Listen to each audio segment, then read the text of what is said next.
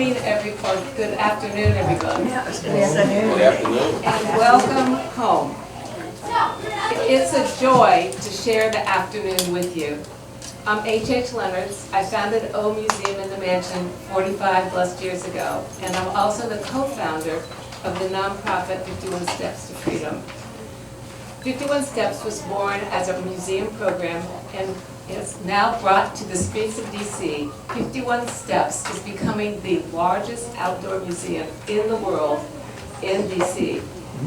It uses immersive storytelling, art, and augmented reality viewed right through your phone to uncover the untold stories of the hidden figures who helped shape our nation. Mrs. Ali is one of those. Quiet heroes, courageous visionaries, people who, like Mrs. Parks and Mrs. Ali, have chosen service over self and purpose over popularity. Go to our website at 51stepstofreedom.org to get a free ticket.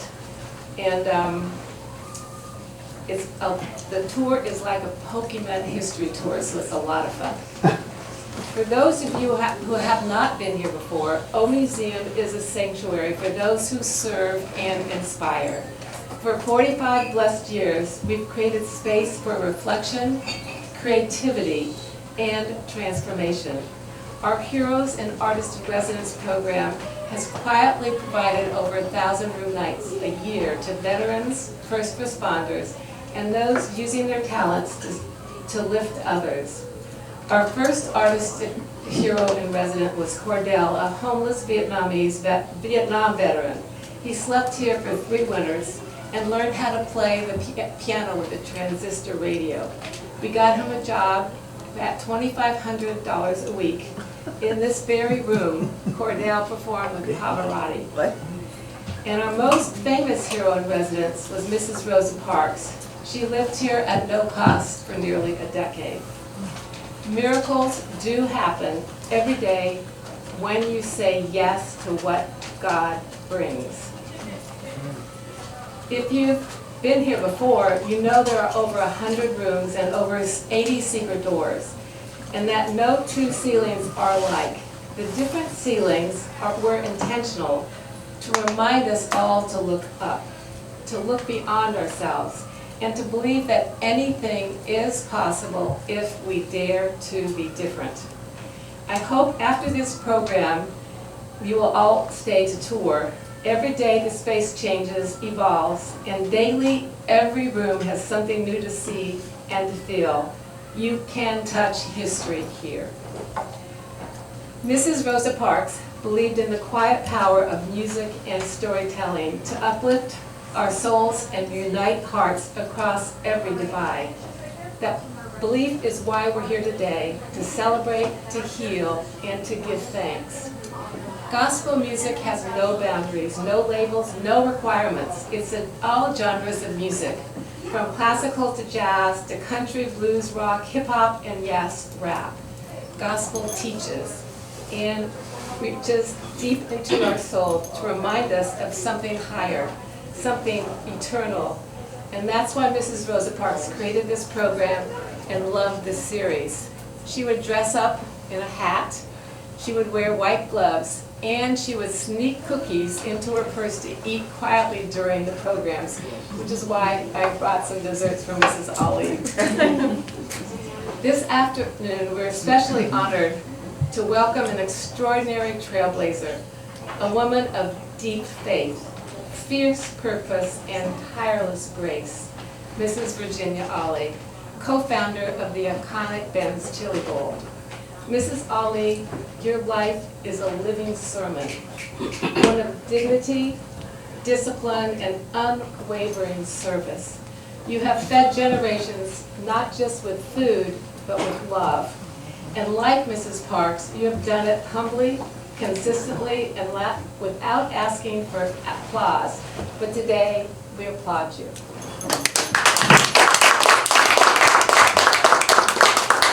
Today, we don't just listen to Mrs. Ali's wisdom, we celebrate her life's work as we celebrate Mrs. Parks' legacy.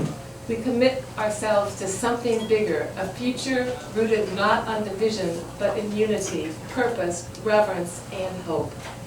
Real change happens one heart at a time. Love is all that matters, because love built on respect is quiet. It's faithful. It shows up early and stays late. It picks up the dishes. It listens. It leads by doing. Mrs. Ollie, thank you for doing just all of that. And thank you for being here to laugh, to sing, to remember and be reminded that life is not about living out a dream. It's about making dreams real for others. Let's make some of those dreams real today, together, today and every day. Welcome to the First Sunday Gospel Series, hosted by Texas Fred and Susan Carter. Thank you.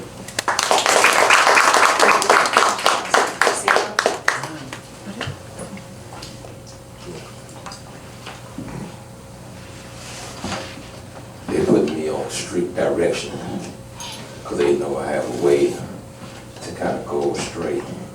So I'm going to stick to the script. I am Frederick Carter. Some know me as Texas Fred, some know me as a Zydeco Cowboy, some know me as Reverend Fred. But at this moment, my wife said I'm going to stick to the script. My wife is now going to offer us a song, and after which I will again introduce Mrs. Ali and proceed according to schedule. Welcome. Welcome.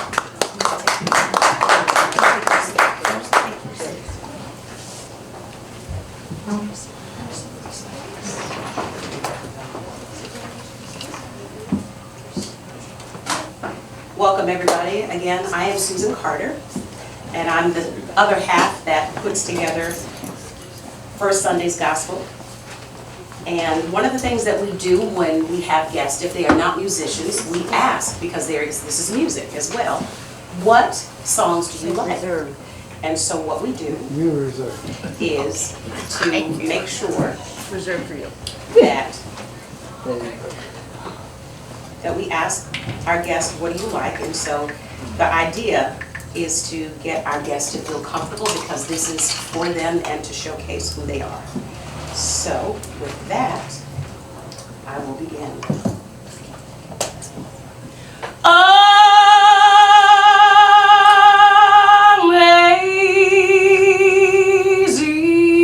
Amazing grace,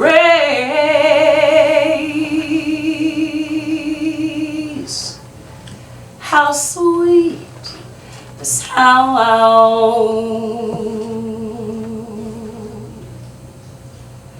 that saved a wretch like me.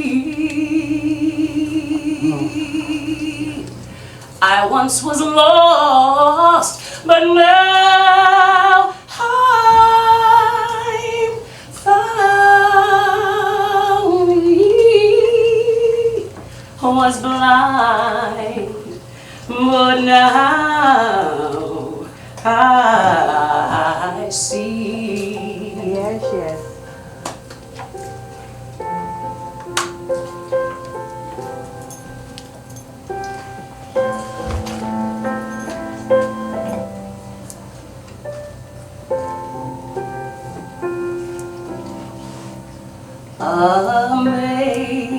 Amazing grace, how sweet the sound that saved a wretch like me. I once was lost, but now am found. Was blind, but now I see. 'Twas grace that taught my heart to feel. and grace my fears relieve. How precious did that great grace appear the hour I first believed. I once was lost, but now I am found. Was blind, but now I see.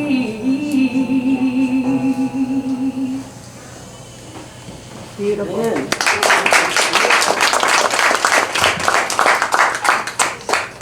One.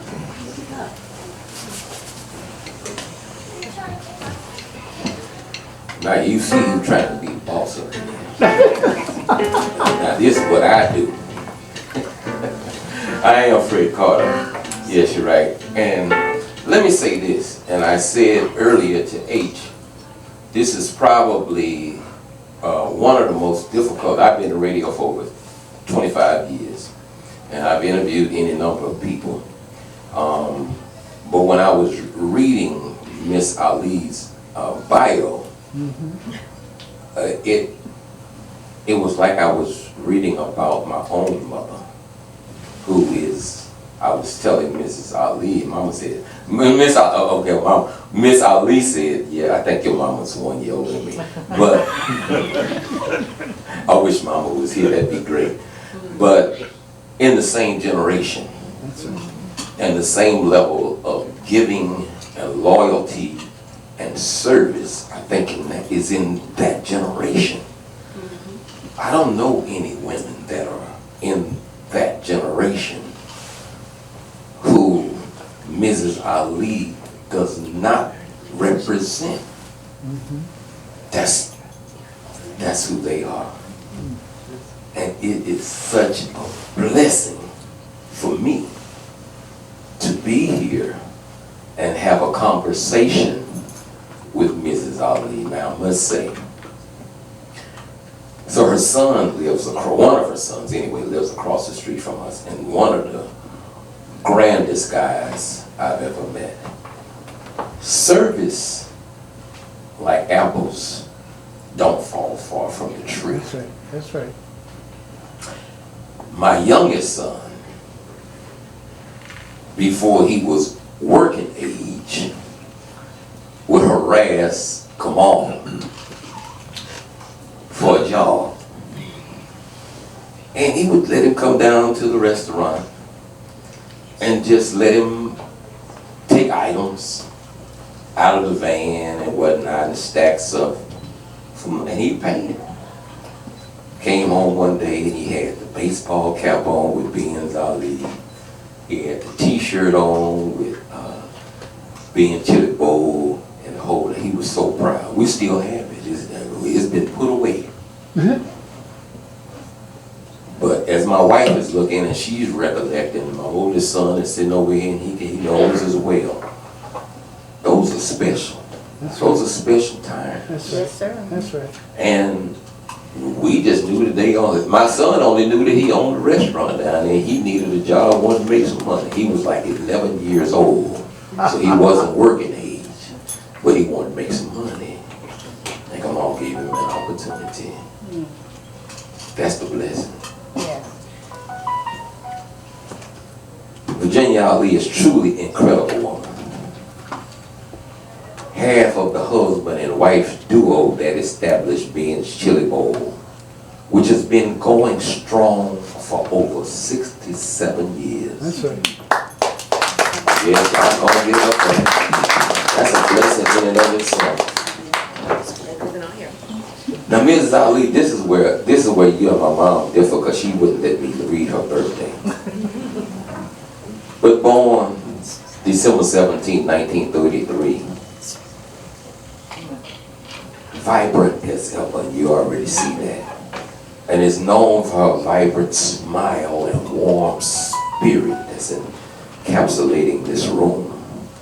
A native of Virginia, she has fond memories of childhood on the farm, a deep involvement in her family's country church, her college studies at Virginia Union University, and moving to Washington, D.C.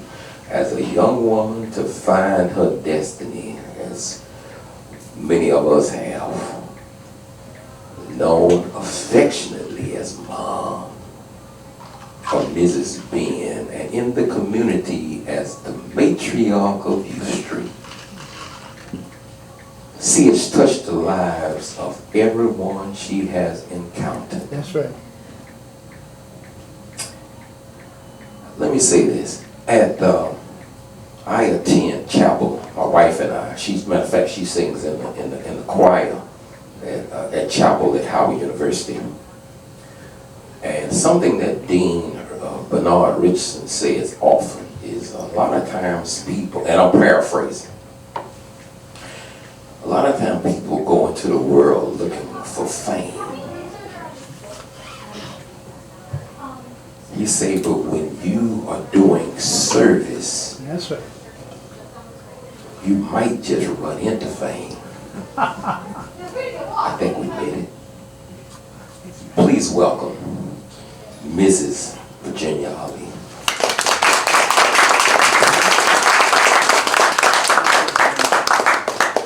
One. Very, very much. Very kind of Mom. One. It's my pleasure to be here and to know everyone.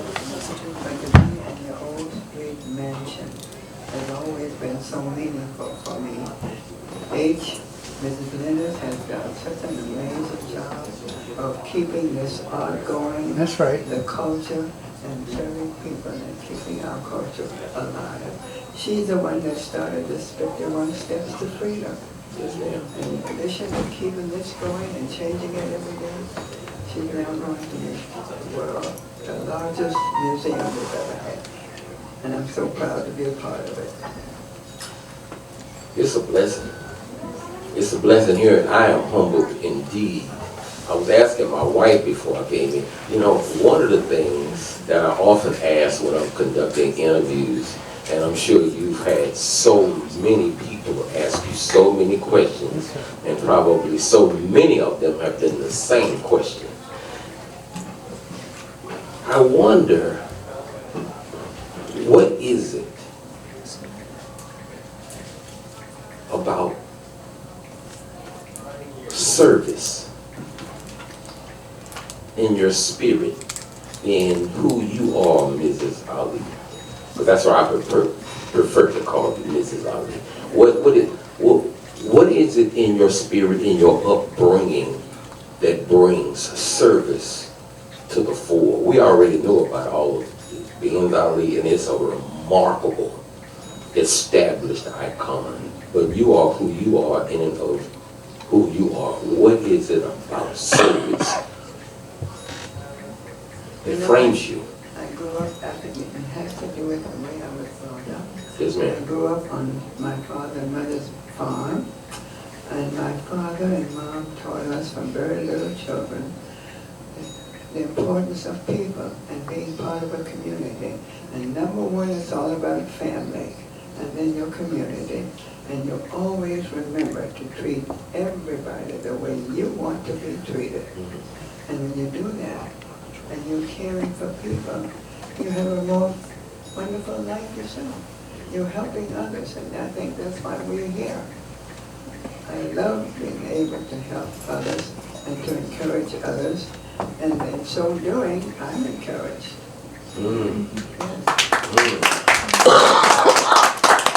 It's reciprocal. The energy comes back to you Yes. from you helping other people. Yes. Yes, indeed. And like I said, that goes back to what I was saying about your son. He never said anything to me. He lives right across the street. We see each other almost every day. He never said one word to me about anything. And my son didn't either for a while. It was just, he was doing his thing until I figured out he wasn't. And I said, wow. But again, okay, so when you met your husband, when you all began this legacy, did you envision, I'm sure this is one of the questions you probably had before, but did you envision then, at its inception, was that part of the business plan, that it was going to be what it is now? No, not at all, not at all. My first job was an industrial bank. Everybody knows industrial bank. Yes, ma'am. That opened in 1934 and is still being operated by the third generation of the same family. I worked there for 5 years before I met my husband. And it was there that I realized how much I enjoyed interacting with different people and getting to know them. So when I met my husband, and we were dating and we fell in love and wanted to be married, and once let's open a restaurant, I just could imagine nothing better than being able to enjoy more people. Just enjoy people. I really love people, and I, at my age, still go to the chili bowl every day. So that I can meet and greet my guests, tell them my story, and then I want to hear their story. And everybody has a story.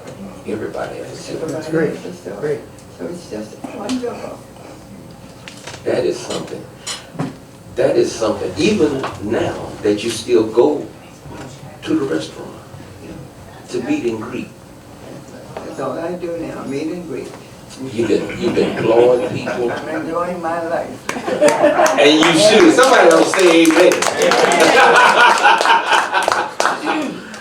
But that is, when I came here in 1980 to go to Howard University, and I had been here before. I'm from Texas, but I had been here before. But when I came here in 1980, of course, being chili bowl was one of the boxes you had to check off. You gonna need to go down and be in chili bowl. That's right. And meet the people.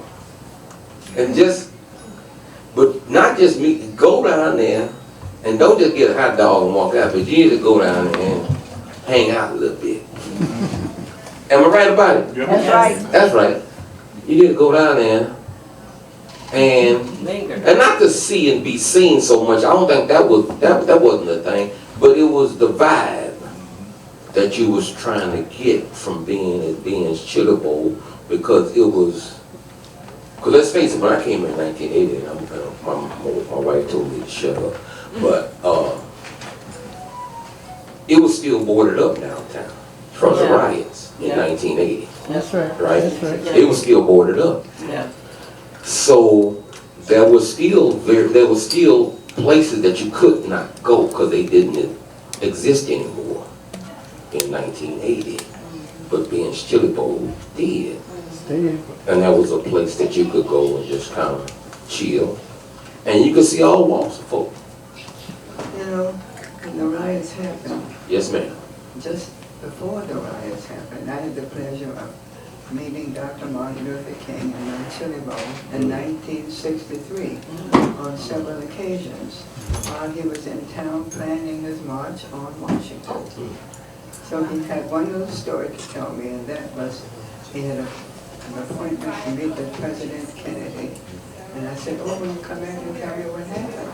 The next day he was there again, and he said he told President Kennedy that he was dissatisfied with the injustice of black people in Washington. So he was going to plan a march and bring a lot of people there to protest.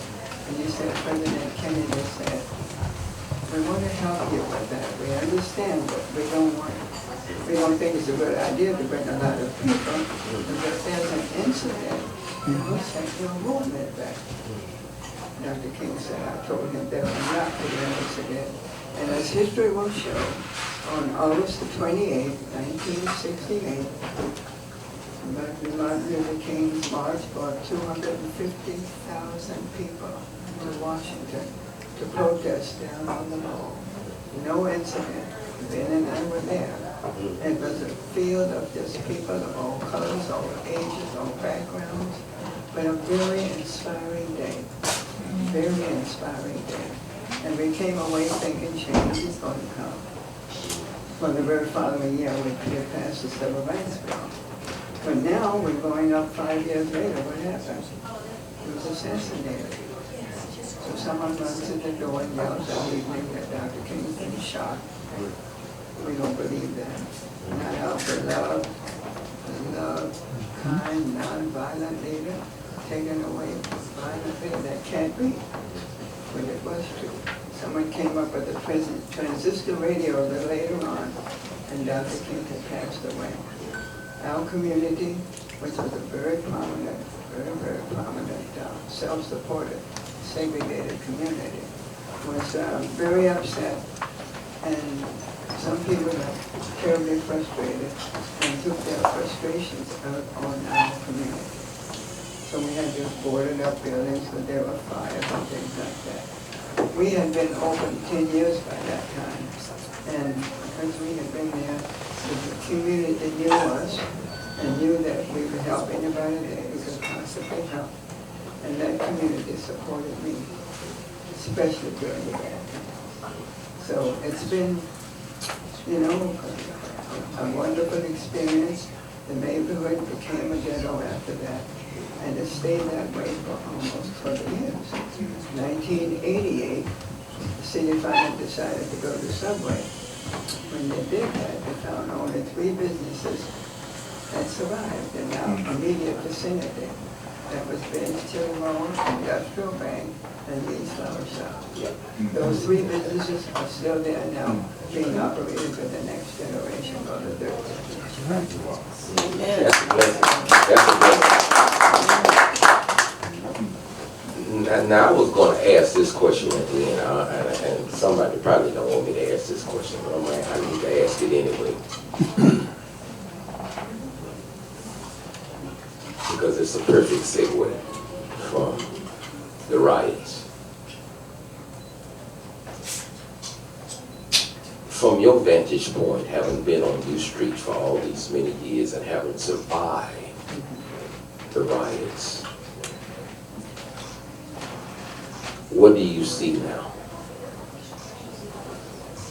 Well, the neighborhood's a brand new neighborhood. It's no longer chocolate. And what I see moving in are young, educated people. So I'm going to have to be optimistic. That's the way I was raised. That these young people will come to them. They will get together and do what Dr. King did. They will change this country. They will see what's going on today. And they will get around to doing it. That's right. They got the education, they got the youth, they got the energy to do it. So I'm looking forward to that. I like that. That's that generation right there, boy. That always look what they looking. I love that. I love that. That is a blessing indeed.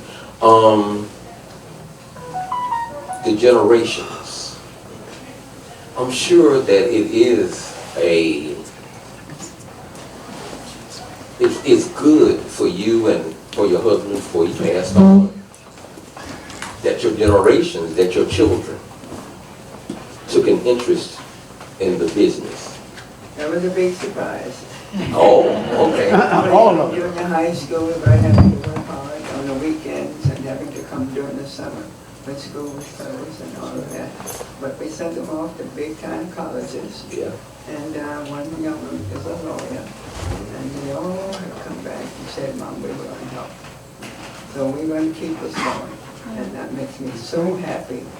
We were so happy. Not only do I have my 3 sons with me full-time, I have 2 daughters-in-law with me full-time, Peter's one. So I'm very blessed and very pleased that they are able to be there and get into the world of service and helping people and serving people. That is wonderful. That is wonderful. Yes, indeed. Yes, indeed.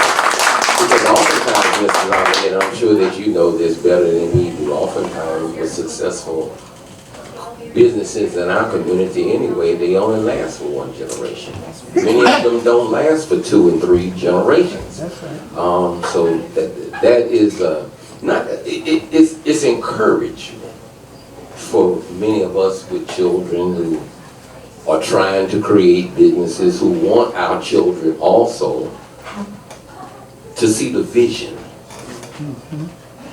The vision. and to want to continue. That's right. The vision.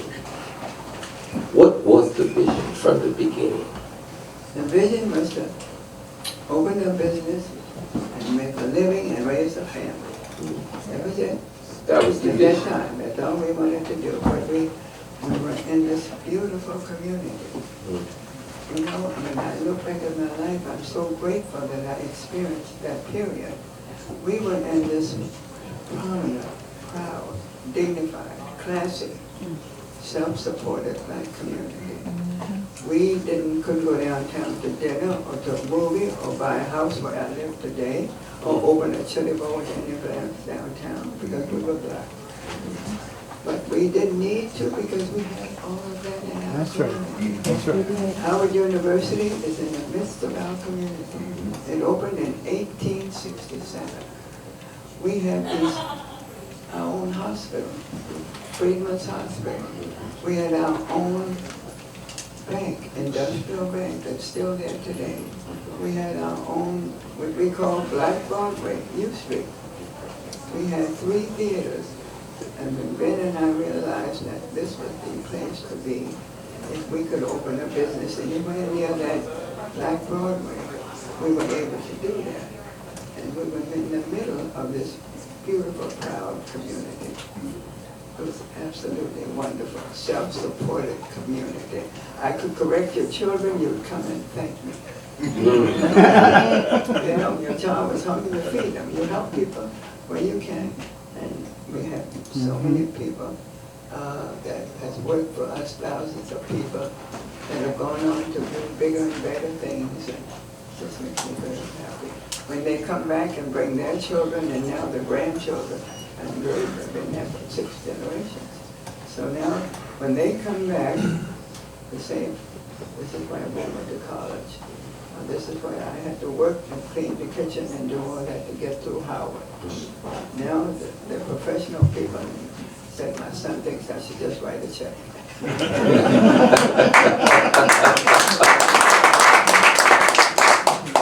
My wife did a fantastic job of putting together the promo, which encompassed the music of this city. Go-go. And I work with a couple of well-known go-go artists. The connection, can you speak to that? Because I know it exists, I know it's there, and I know it's deep. Between the music of this city and Ben's Chili Bowl, because the roots are so deep and so well connected, I would think. Well, we knew the musicians, and back in the day of segregation, they could perform in almost any place, but they couldn't dine down there. They couldn't hang out down there. So they came to the Chili Bowl. And we started on day 1 with this wonderful old jukebox with the Motown sound. We started there. It grows and progresses along with current times. So, meaning, you know, we're all just people, that's in my philosophy. Whether you're a musician or a judge or whomever, we're all just people, and that's the way we treat you when you come into bands. You're part of the family when you come into bands, Chili Bowl. I don't think I need to say more than that, because I agree with that totally and wholeheartedly. We're all just people. And once we get beyond the nonsense, we're all just people. If you are up to it, Mrs. Ali, if there are some people who have some questions that you would like to ask of Miss Ali, we would We'll take a few. take a few. Why did I know that a hand was going up? Yes, ma'am, Miss Dear. Miss Ali, I just wanted to know, you said that you were, that you grew up on a farm in Virginia. If you could for us, what city was that farm in? And if it was in a small rural town, what major city in Virginia was it close to? Well, it was called, a little area was called Tappahannock, Virginia. So if you go to Fredericksburg and take 17 south. Fredericksburg. And that's right, but then my father's farm was. It started with my grandfather, and then my father increased the acreage. And then my uncle had a farm nearby. And of course, family was number one. And work was very hard, but we did it. It was wonderful. My church was every single Sunday. And it was so wonderful to go to this community church. And we sang, I sang in the junior choir and the senior choir. I did, I loved it. But this church had not just the community, but their uncles and their aunts and their families. So we were together as families. And I think that's so very important today. Spending time with your children as families, and the extended family is wonderful as well. Anyone else? Yes, ma'am.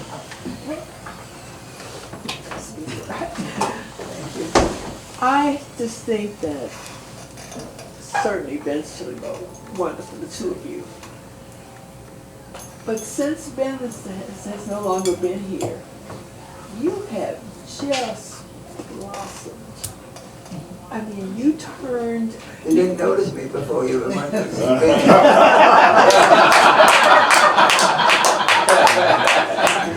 But I mean, you know, you have really created another whole side of that history. Nobody says your name that people don't smile. Just love you, honor you, and just. Everybody calls me Mom.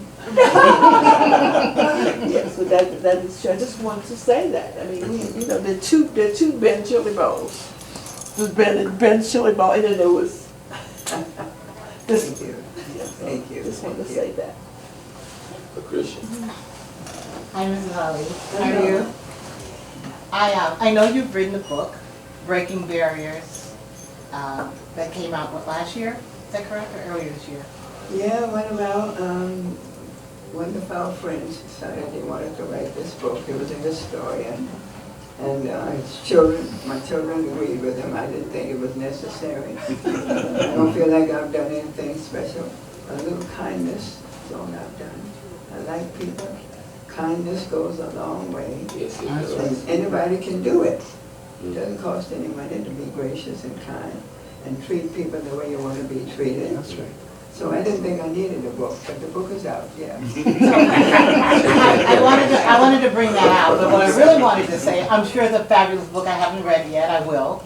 But I think listening to you today talk about your trajectory from rural Virginia to DC, to your children taking over the legacy of what you and your husband created is amazing. And I think that deserves its own story. And not just what you've done, but what industrial, Lee's Flour, as a small business person who hoped my sons would step up. I just think it would be great lessons for the rest of us on how we create legacy. And from what I'm listening, you answered the question, what I'm hearing from you is that legacy actually started in rural Virginia.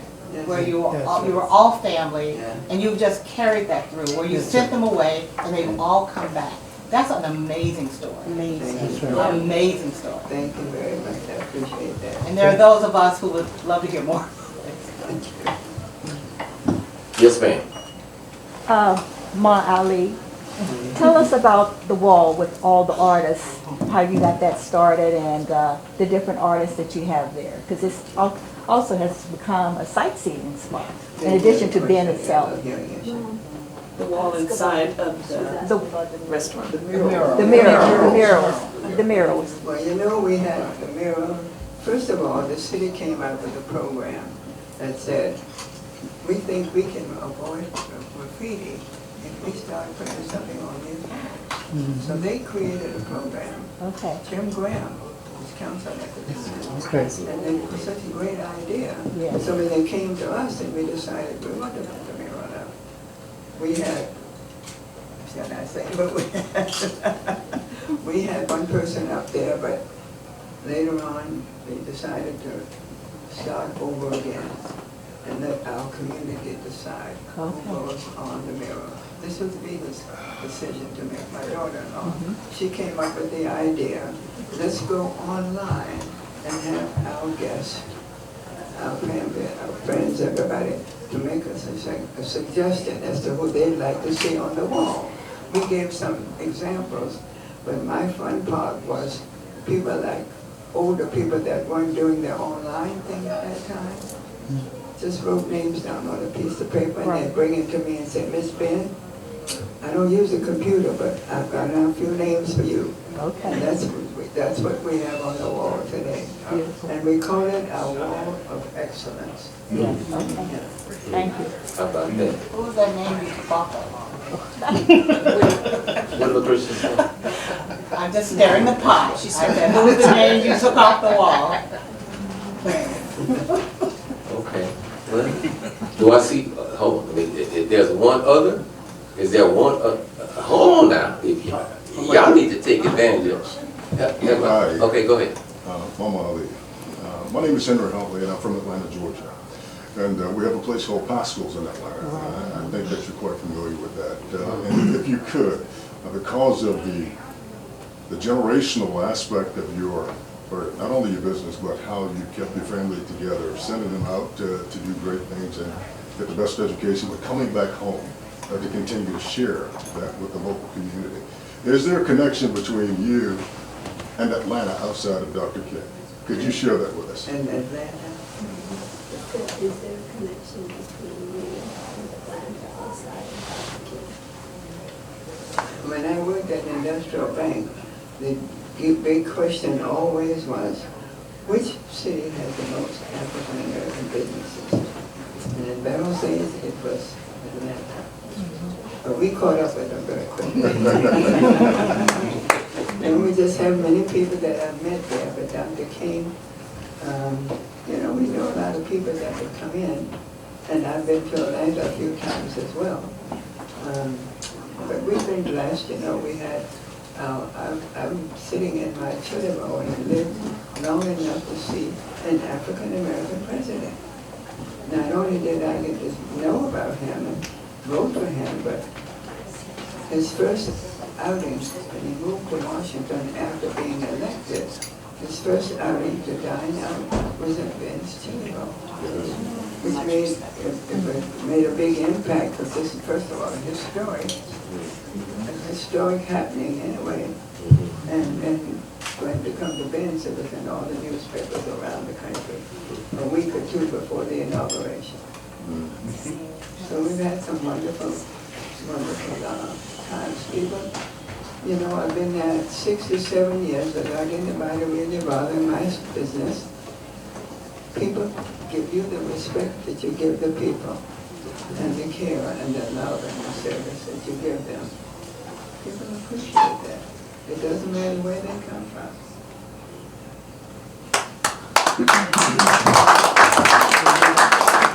I just want to add one thing.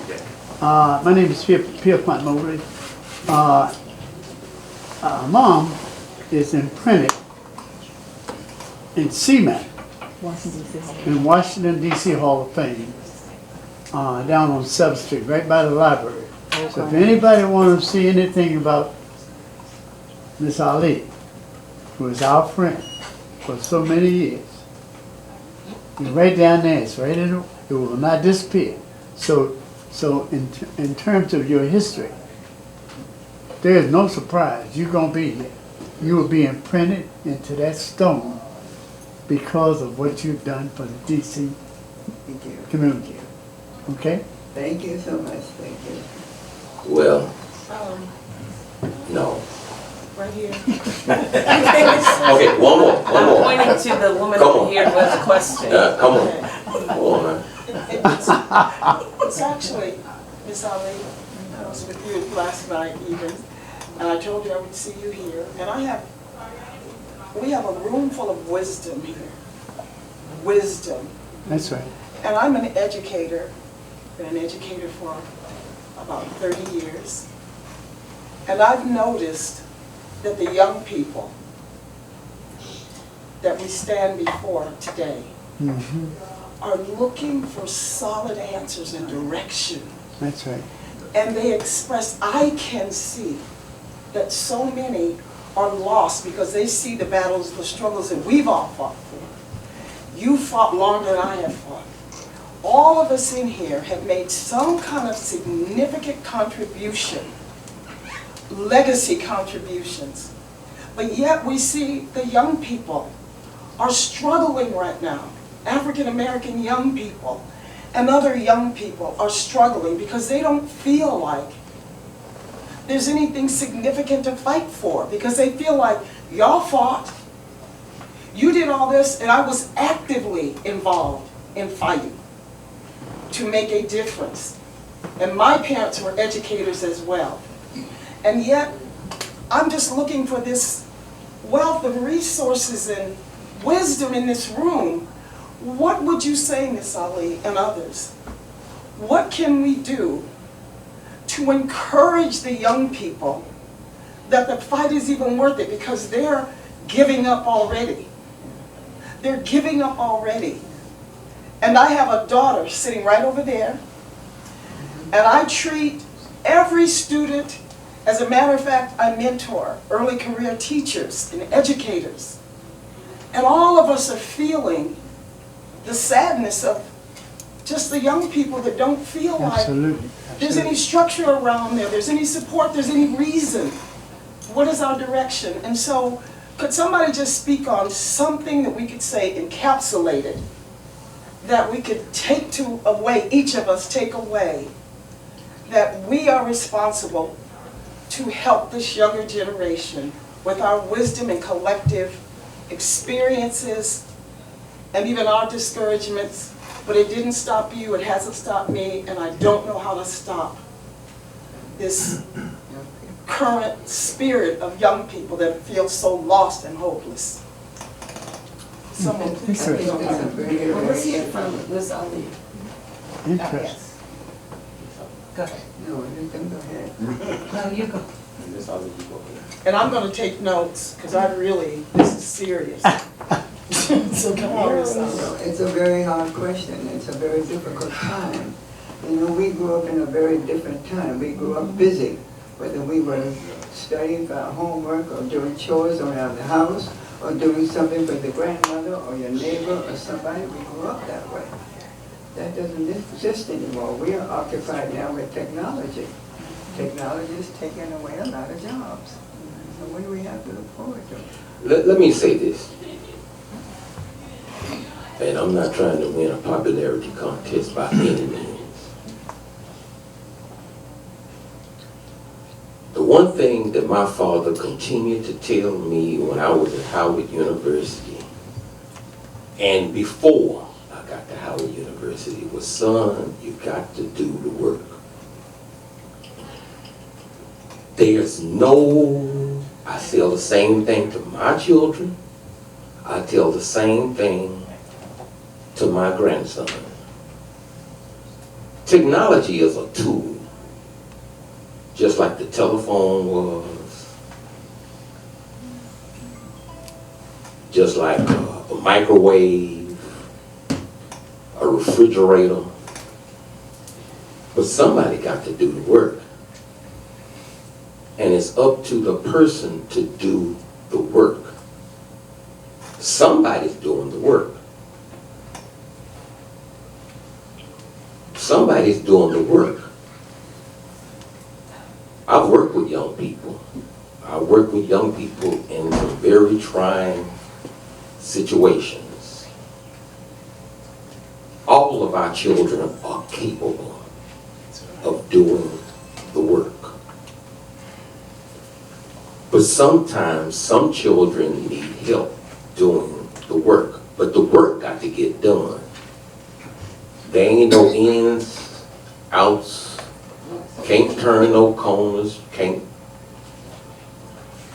The work got to get done. And with some of that, even with me, with my dad, I still, in my mind, hear my dad, who passed away in 2013.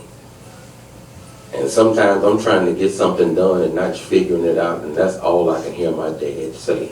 And he didn't offer much. But that's the one thing that I always hear, and I hope that my son, who's over to my left, and my grandson, who's there too, son, you got to do the work. And it's up to you. Can't nobody do it for you.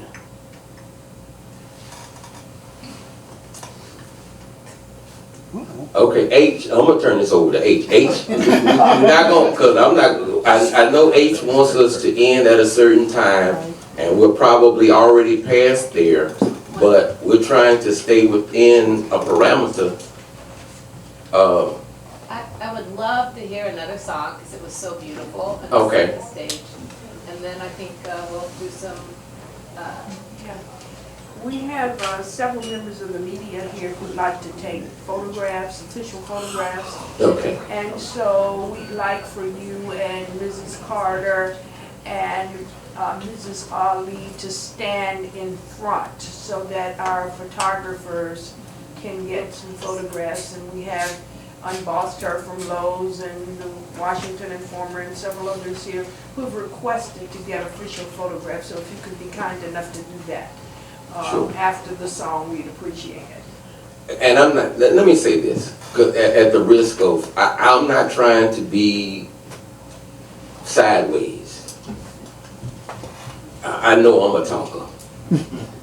But I also have to, because of the mansion, and as I said at the beginning, because my wife told me to shut up, that I just have to, we have to respect time, and I'm not trying to turn this into something that it was not created to be. And so with that, thank each and every one of you for your time. And if amongst ourselves, even if it's not with Mrs. Ali and she has a wealth of wisdom, I'm sure, but all of us do. We all have different experiences that we can share with one another to help brainstorm and deal with what we all are dealing with. Would somebody just say amen? Amen. Thank you so much. Say amen. Thank you. I think based on the conversation, this song is so appropriate. And I hope that you like it, Mrs. Ali, Mom, Mrs. Ben, the matriarch of U Street. I just want to do you proud as any of the guests that come here, so I hope that you enjoy this song.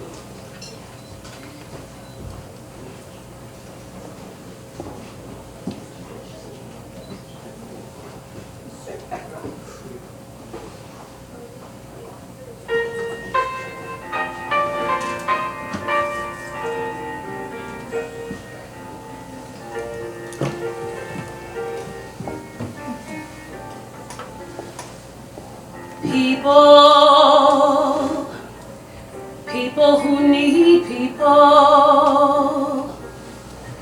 are the luckiest people in the world. We're children needing other children and letting our grown-up cry hide all the need inside, acting more like children than children.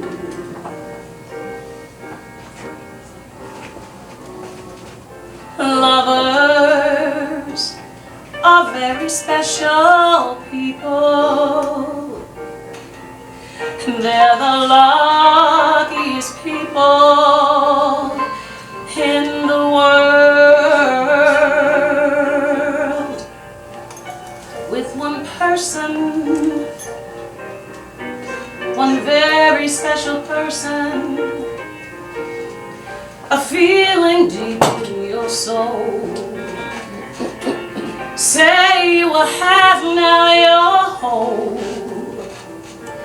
No more hunger and thirst, but first be a person who loves people. People who need people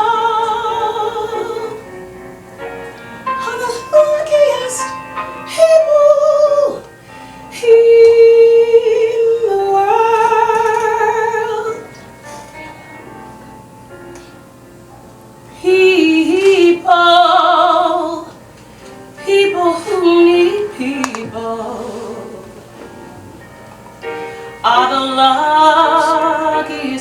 people in this world where children needing other children and letting our grown-up pride hide all what we feel inside, acting more, like I said, children than children. Lovers, yes, they are very special people. And they're the luckiest people in the world, where one person, one very special person, a feeling deep in your soul, say you will have now your home. No more hunger or thirst, but first being people who need people. People who need people. Are the luckiest people in the world.